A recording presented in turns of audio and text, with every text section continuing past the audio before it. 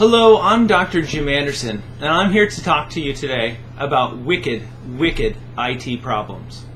Now, it turns out that some problems just can't be solved. As an IT guy with an engineering background, I find this hard to believe. It just goes against my grain.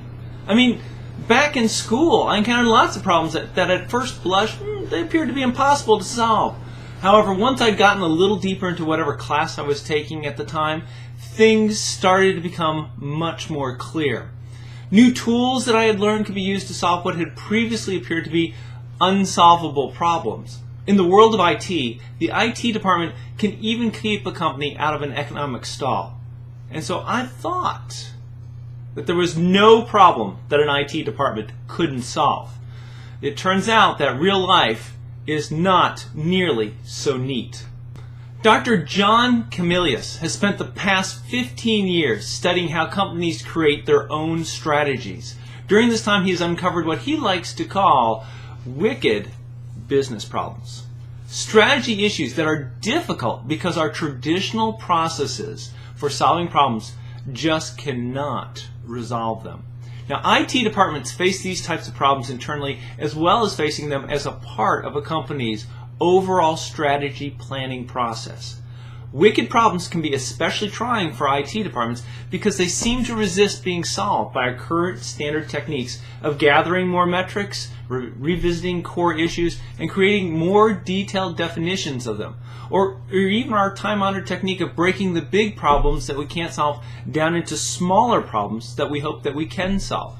Dr. Camillus says that not only do our traditional ways of dealing with problems not work on wicked problems, but they can also make things far worse.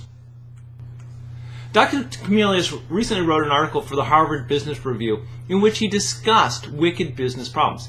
In it, he stated that organizations like an IT department will most likely encounter a wicked problem when they are facing either a period of constant change, I think we're all pretty familiar with that, or have encountered challenges that are bigger than they've ever seen before. Within an IT department, it won't just be the technological complexity that makes a problem a wicked problem, but rather all of the social issues that come along with it. That's what's going to turn it into a wicked problem. So now if you're facing a problem in your IT department, how can you tell if the problem's a wicked problem? It would be nice if wicked problems came with a label that said, hey, I'm a wicked problem. However, they don't. Having the ability to identify a wicked IT problem early on can save an IT leader a significant amount of time and grief.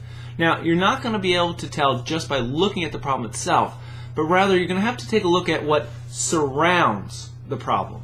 Specifically, if a problem is causing confusion and discord among your IT team, and if there's been a distinct lack of progress in creating a solution for it so far, then there's a good chance that you're looking at a wicked problem.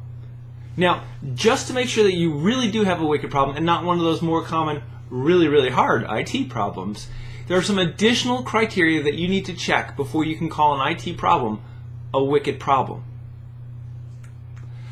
Are too many people involved? A problem that has too many people who are impacted by it starts to look like a wicked problem very quickly.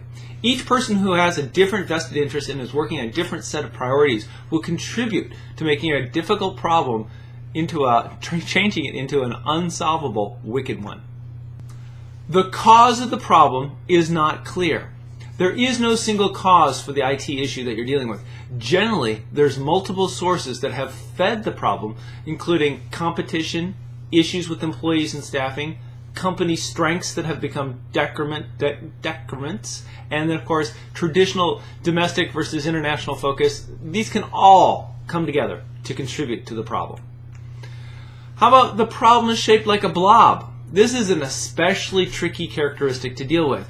The problem seems to change shape every time you try to deal with it.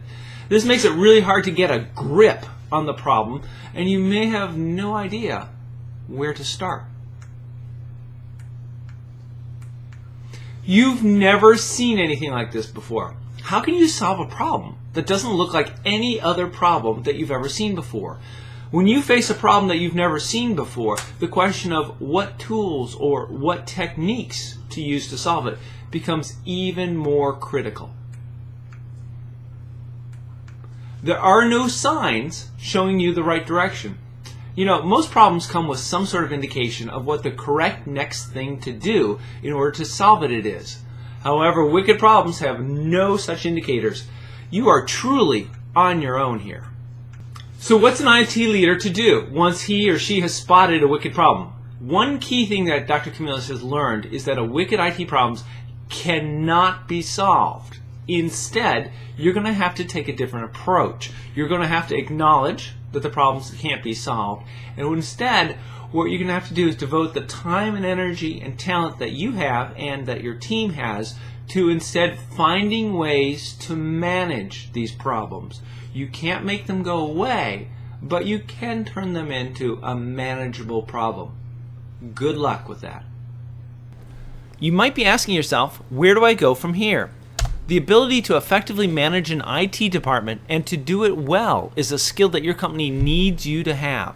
It sure makes sense to invest the time and energy that it takes to become a great CIO. A simple way to doing this is to sign up for the free The Accidental Successful CIO newsletter.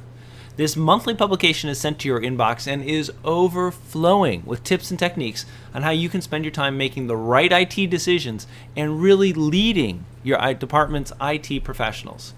We'll cover how to evaluate new technologies, how to foster relationships with the other parts of the business, how to hire the right staff, how to work with the CEO so that he understands just how critical IT is to his and the company's success, and we might even cover a few CIO career tips or two. Hey, the newsletter is free, so you can't go wrong there. In the description of this video, you'll find a link that you can click on. Go ahead and click on it, and you'll be taken to a web page that will let you sign up for the newsletter. There's even a free gift in it for you when you do. Thanks for watching this video, sign up for the newsletter, and congratulations on starting your journey to accidentally becoming a successful CIO.